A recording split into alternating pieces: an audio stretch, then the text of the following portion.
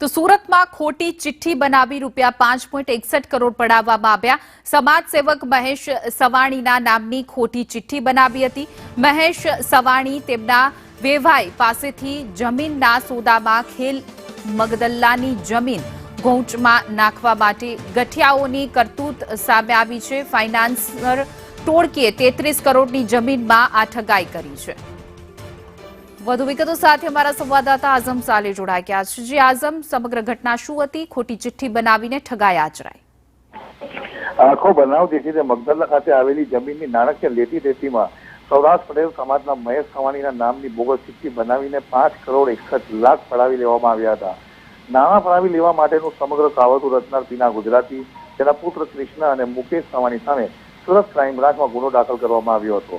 આ પ્રકરણમાં સુરત ક્રાઇમ બ્રાન્ચે મુકેશ સવાણીની ધરપકડ કરી કાયદેસરની કાર્યવાહી હાથ ધરીને કોર્ટમાં રજૂ કરતા તેને 2 દિવસના રિમાન્ડ પણ મેળવવામાં આવ્યા છે, જ્યારે ફરાર પિતા પુત્રને પકડવાના ચક્રો ગતિમાન કરવામાં આવ્યા છે। જી સમગ્ર માહિતી બદલ આભાર।